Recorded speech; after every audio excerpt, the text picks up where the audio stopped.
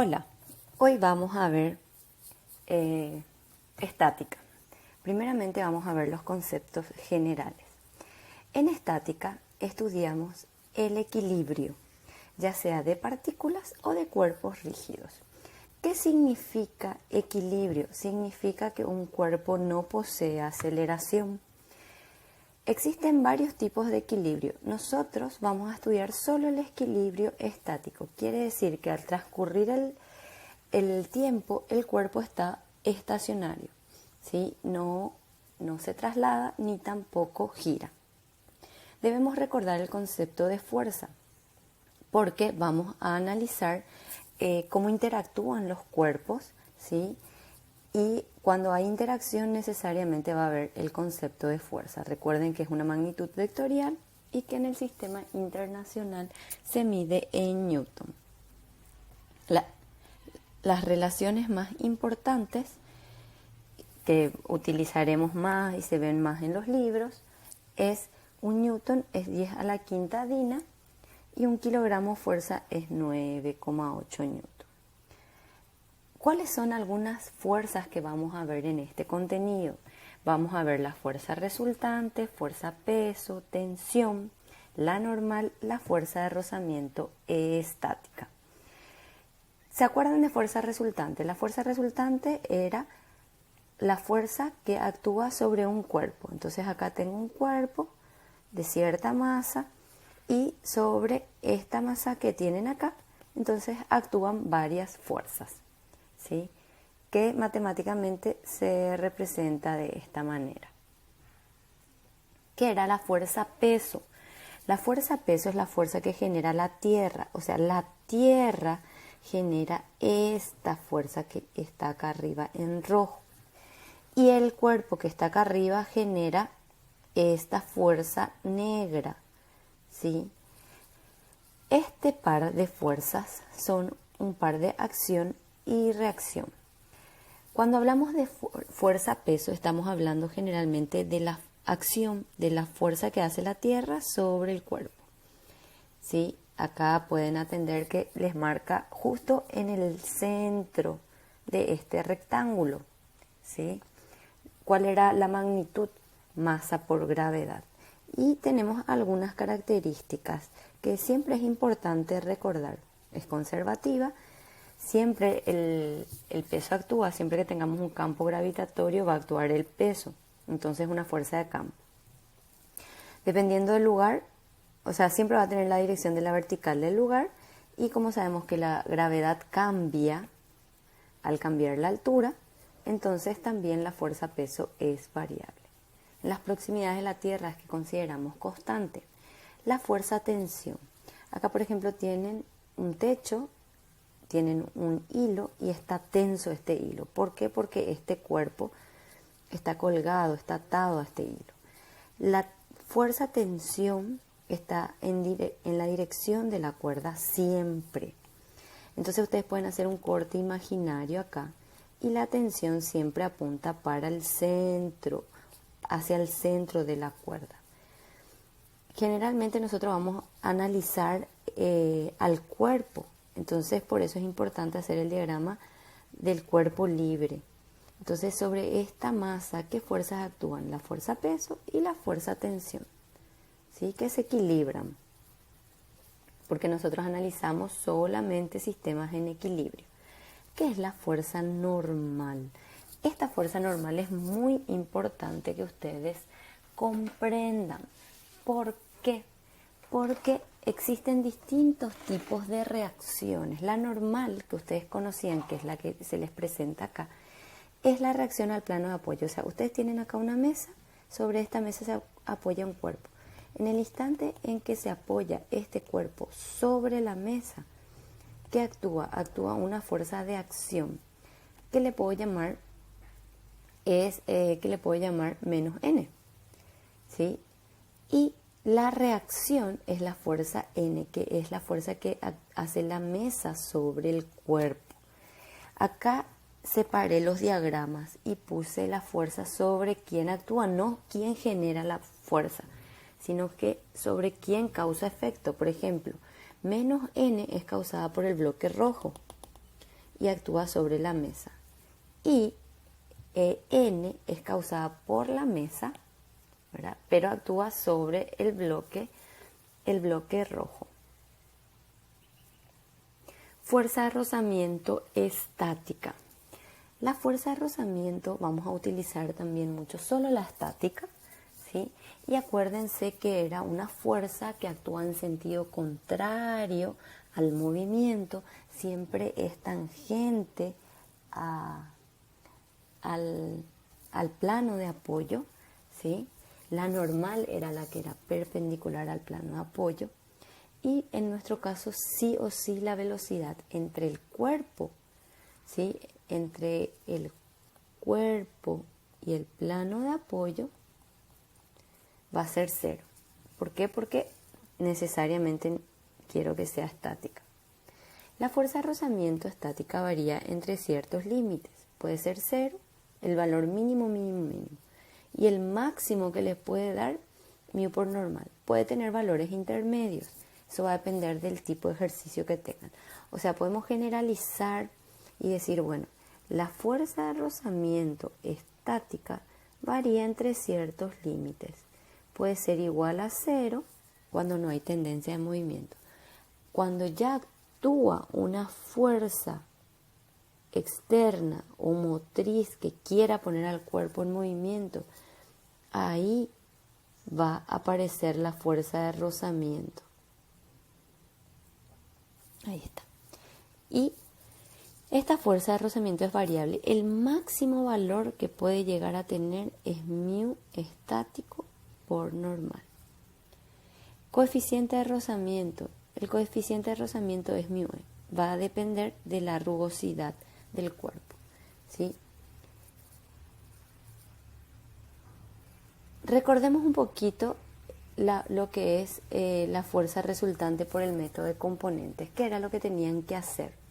Tenían que sumar todas las fuerzas en X y todas las fuerzas en Y. O sea, todas las componentes en X, todas las componentes en Y, de modo a que puedan hallar la componente total de la fuerza en X y la componente total de la fuerza en Y. Equilibrio de una partícula. La partícula va a ser simplemente un punto, ¿sí? Va a ser un punto y ese punto tiene que estar en equilibrio. Para que ese punto esté en equilibrio, ¿qué es lo que tenemos que tener? Tenemos que tener que la fuerza resultante sea igual a cero. Es una condición ya necesaria y suficiente. O sea, solo con tener fuerza resultante igual a cero, ya tenemos que la partícula va a estar en equilibrio. Bueno, es importante que analicemos el centro de gravedad. El centro de gravedad, cuando nosotros vamos a resolver problemas de estática o problemas de dinámica en general, siempre actúa la fuerza peso, no nos vamos a poder liberar.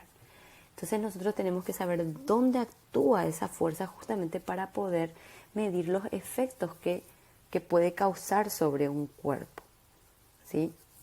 Entonces, ¿qué es el centro de gravedad?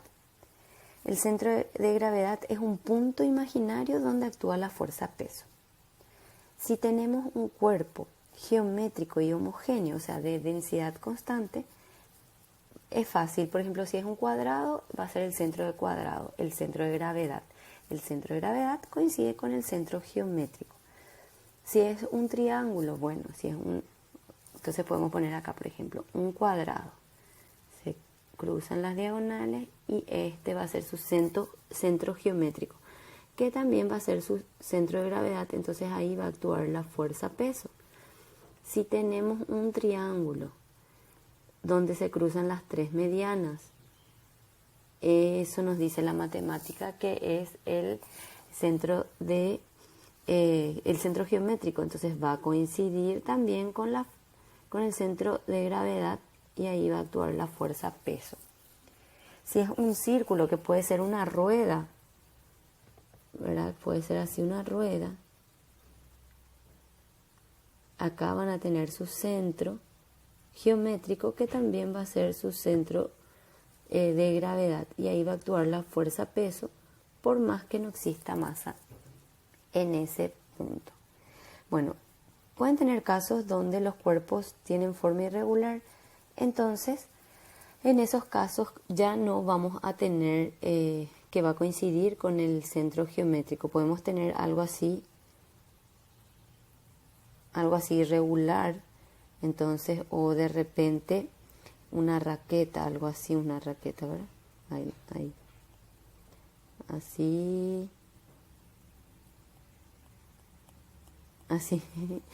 Entonces, el centro de gravedad va a estar más próximo a la mayor concentración de masa que ustedes tengan, ¿sí?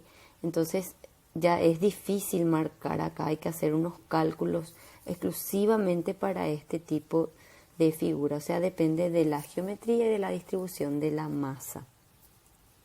Lo que podemos asegurar es que siempre está más próximo a la mayor cantidad de masa. El centro de masa y el centro de gravedad no son iguales cuando es muy grande. Por ejemplo, la Torre de Pisa es tan alta que su centro de masa no coincide con su centro geométrico, motivo por el cual tuvo ese giro, ¿verdad? Por eso está inclinado, porque no se previó el punto donde va a actuar la gravedad, ¿verdad? ¿Sí? Entonces hubo un giro, hubo una rotación, hubo un intervalo de tiempo donde esa torre de Pisa no estuvo en equilibrio, fue girando hasta conseguir el equilibrio, que es lo que se conoce hoy. Bueno, cuando hablamos de muchas partículas, podemos tener una partícula aquí y aquí en distintos puntos. Si nosotros queremos hallar su centro de gravedad, ¿qué es lo que vamos a hacer? Tenemos que aplicar esta fórmula que ustedes ven acá para hallar la coordenada en el eje X y en el eje Y. Nosotros vamos a tener que, es una posición el centro de gravedad. Entonces, el centro de gravedad va a tener una coordenada en el eje X y una coordenada en el eje Y. Así. Podemos escribir también de otra manera con los versores. Entonces, X del centro de gravedad más Y del centro de gravedad. Estas expresiones son expresiones vectoriales. Cuando nosotros aplicamos esta ecuación que ustedes ven acá, o la ecuación de posición, va a ser en una coordenada, va a ser solamente esta. Y después tenemos la coordenada en el eje Y. Estas son las coordenadas que podemos expresarla así. Entonces tenemos la posición del centro de gravedad, que va a ser un vector. Si tenemos una placa, ¿sí?, un sistema continuo, ¿qué es lo que vamos a hacer? Por ejemplo, vamos a colocar así. Vamos a tener un sistema continuo como el que ustedes ven acá. ¿Qué les conviene hacer en ese caso? En ese caso les conviene dividir en figuras que ustedes ya conocen. Por ejemplo, acá va a ser un rectángulo 1. Podemos tener un rectángulo 2 acá y un rectángulo 3 acá abajito. Y de cada uno de los rectángulos tenemos que hallar su centro de gravedad. Centro de gravedad. Lo mismo acá. Ahí. Acá. Centro de gravedad. Y acá abajito. Ahí. Este va a ser centro de gravedad 1, centro de gravedad 2, centro de gravedad 3. ¿Y qué es lo que tienen que hacer ahí? Tienen que hallar área 1, que en este caso va a ser largo por ancho. Largo 1, ancho 1 le voy a llamar. Entonces, esta altura va a ser largo 1. Y acá abajito vamos a tener el ancho 1. Con su correspondiente punto de gravedad, con su correspondiente coordenada, que eso les va a dar acá. Esto va a ser, por ejemplo, x1 y acá van a tener x2. Esto va a ser x, perdón, ay, acá es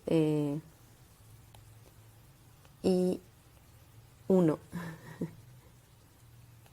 y 1, ahí está, y 1.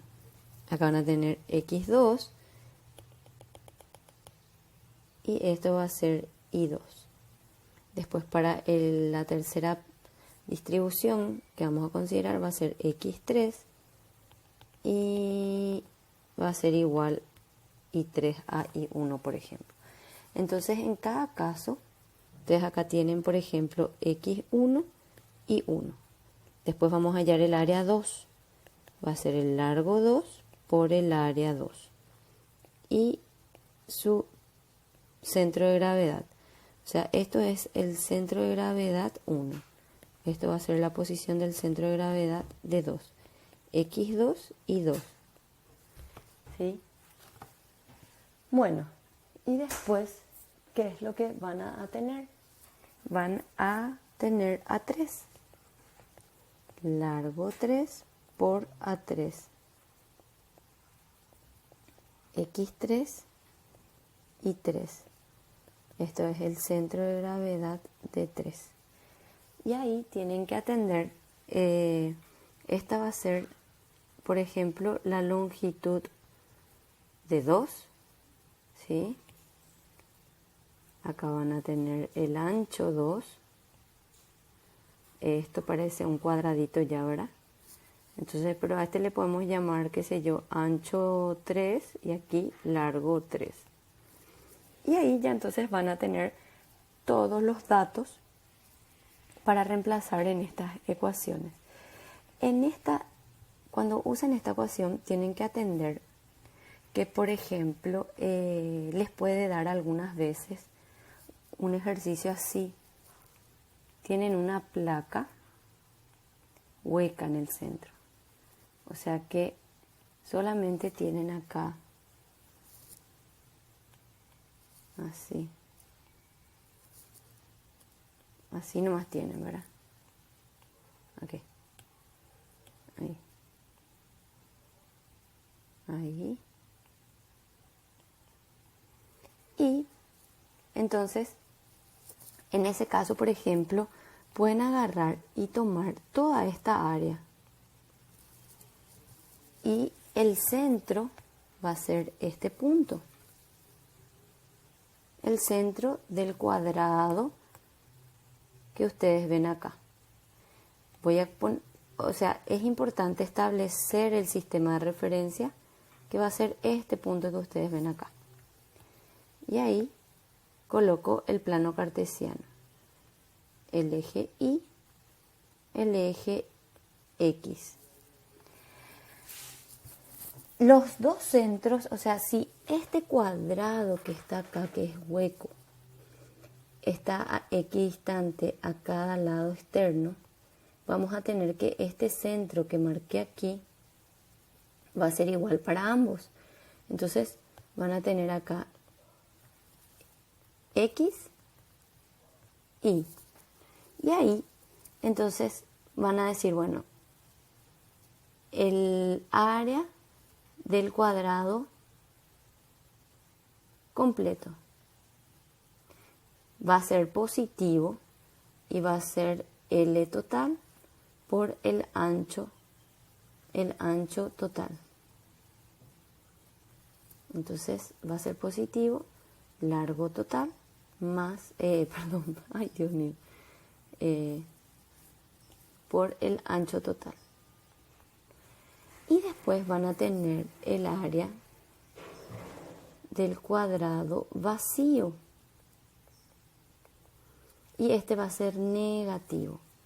Y ahí van a tener nomás que este va a ser el ancho del vacío y este va a ser el largo del vacío. Entonces ahí van a tener largo del vacío por el ancho del vacío. El centro de ambos va a ser igual, o sea, el centro de gravedad de uno va a ser igual al centro de gravedad de 2. Y van a tener sus coordenadas X, Y. Cuando ustedes estén reemplazando, tienen que atender el signo de las áreas. Por ejemplo, para el caso que ustedes tienen acá, ya solamente ustedes van a usar, ¿qué cosa? Van a usar los dos primeros términos, ¿sí? Eso es lo que van a usar. No van a usar esto, tampoco van a usar esto. No van a usar esto, ni esto que está acá abajo. ¿Sí? Esta parte no van a usar. Ahí está.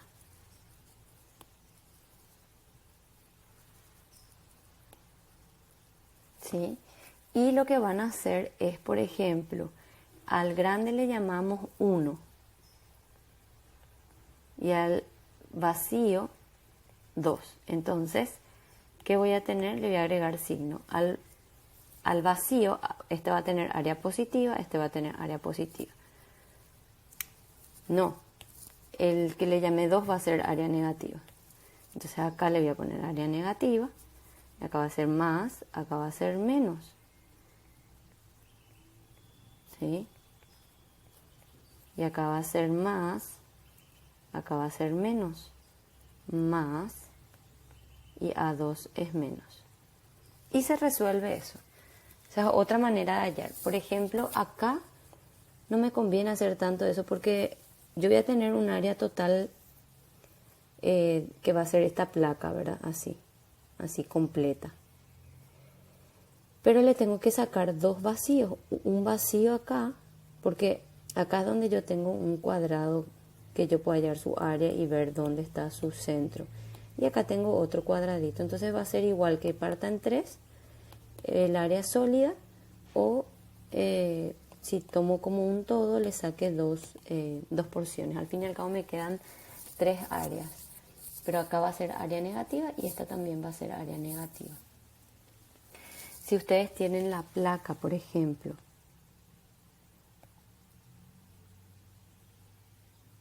así, este es el eje Y, este es el eje X.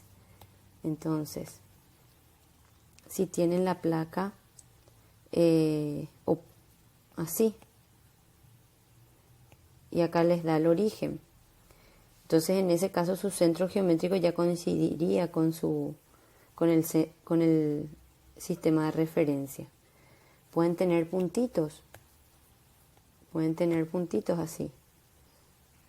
Entonces este va a tener X, Y acá pueden tener un punto donde esto va a ser menos X y la posición sobre la vertical de este va a ser punto 1, 1, 1, este va a ser un punto 2, o se puede decir que tiene un peso 2, esto va a ser X2, esto va a ser Y2, ¿sí?